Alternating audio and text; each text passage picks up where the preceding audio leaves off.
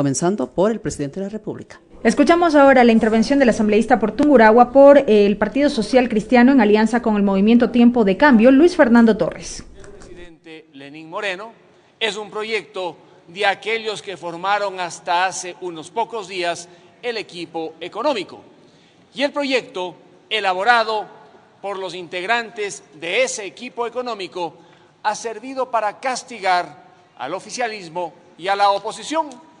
Al oficialismo dividiéndolo, haciéndolo prisionero de sus propios prejuicios ideológicos, de sus mandatos electorales, y en el caso de la oposición, impidiéndonos que podamos votar por los incentivos tributarios, económicos, debido a que el proyecto es tan contradictorio y está tan mal hecho que en último término no generará confianza para la inversión y para el empleo.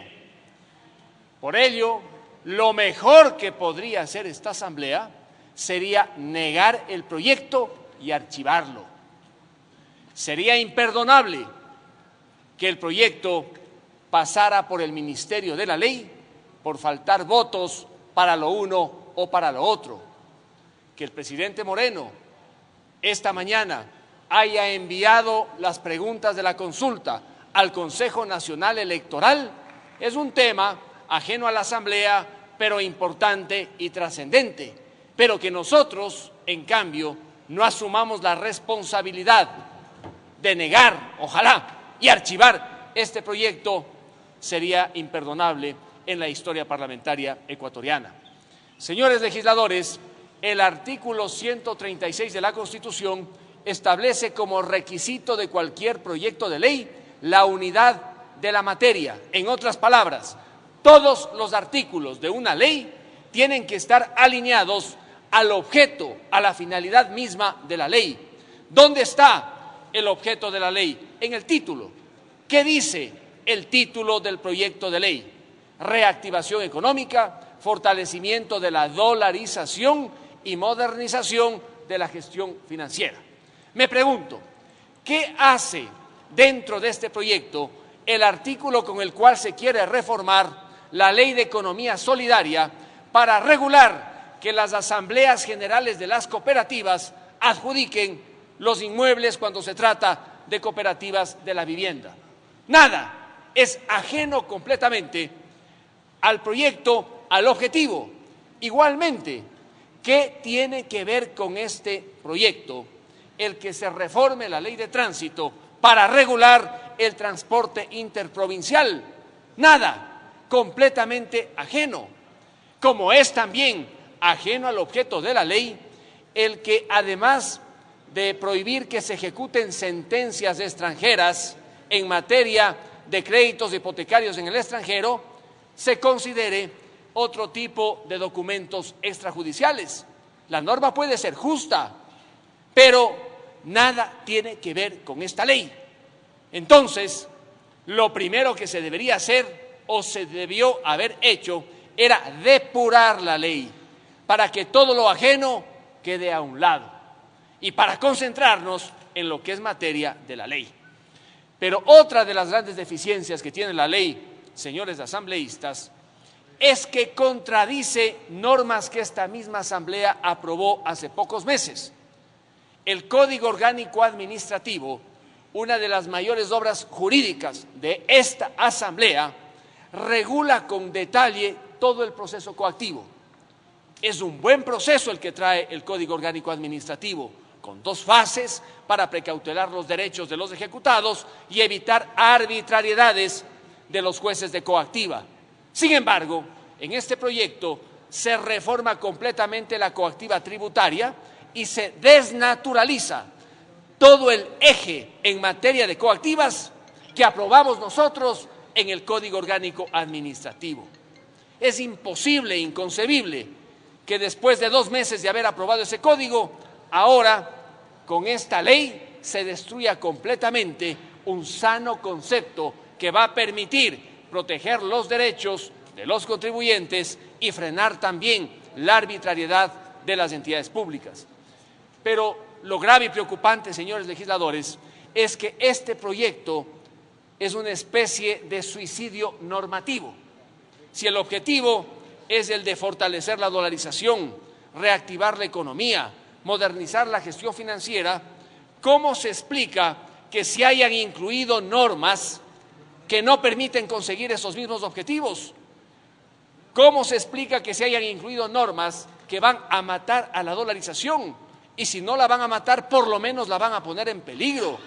El artículo 56, numeral 1 del Código Orgánico Monetario y Financiero todavía mantiene abierta la puerta para que el Banco Central pueda recibir acciones y otro tipo de instrumentos a cambio de los créditos entregados al gobierno nacional. De la misma manera, la reforma al artículo 95 del Código Orgánico Monetario y Financiero, al hacer corresponsables a las entidades financieras privadas de la liquidez nacional con el Banco Central, pone en peligro al sistema monetario y, en último término, a la propia dolarización.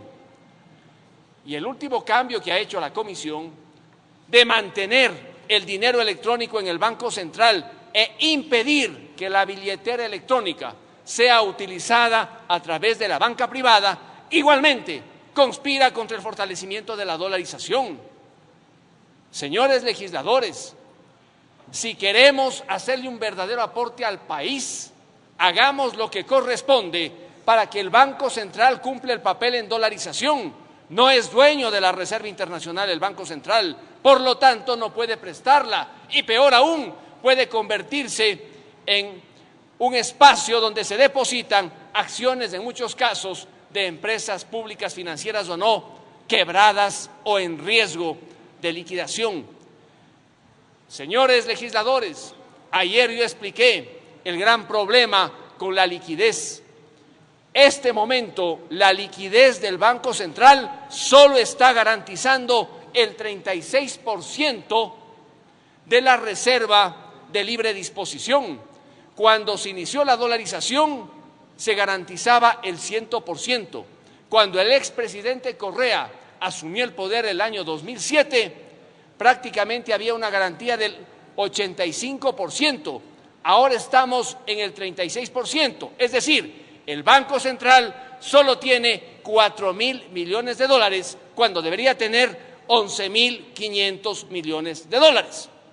En esas circunstancias, esta Asamblea debería hacer todo lo necesario para que el Banco Central no sea una amenaza a la dolarización en el país. Señores legisladores, hay algunas normas interesantes que están en el proyecto y una de ellas es la reforma al artículo 191 de la Ley de Compañías. Este artículo dice ahora que las acciones en el caso de compañías anónimas pueden transferirse libremente y se añade a ese artículo una excepción, que los accionistas de compañías anónimas, no los socios de compañías de responsabilidad limitada, puedan establecer pactos sobre la negociación de acciones, con algunas limitaciones, que no perjudiquen a los accionistas minoritarios, está bien, y que no sean oponibles a terceros. Sin embargo, por una mala redacción, allí se dice que al establecerse ese pacto entre accionistas de compañías anónimas, ellos podrían tener responsabilidades de índole civil y el pacto ser inclusive nulo. ¿Cuál es la preocupación? Que ante la mala redacción de este artículo se podría entender que cualquier pacto entraría en esas causales, dificultando los acuerdos legítimos que pueden hacer los accionistas. Yo recomiendo, si se va a aprobar la ley, que al menos en este punto se ponga muchísima atención. Es una innovación interesante. Existe en otros países, sobre todo en España y en Chile. Esto permite lo que se llama en el derecho societario el derecho de tanteo y también regula lo que se conoce como el derecho de arrastre cuando se dan fusiones y adquisiciones. Es una innovación importante. Mi recomendación, redactarla tan bien para que genere seguridad jurídica. Y espero terminar esta intervención, señor presidente, al menos con la tranquilidad de que se ha eliminado completamente del proyecto la norma por la cual se pretendía trasladar las deudas de las compañías a los accionistas y socios de Elia. Si queremos seguridad jurídica, que las normas sean claras. Y si queremos tranquilidad para el país, neguemos el proyecto, archivémoslo y vamos abriendo un espacio para discutir un verdadero proyecto de reactivación económica y fortalecimiento de la dolarización. Muchas gracias. El asambleísta Luis Fernando Torres dijo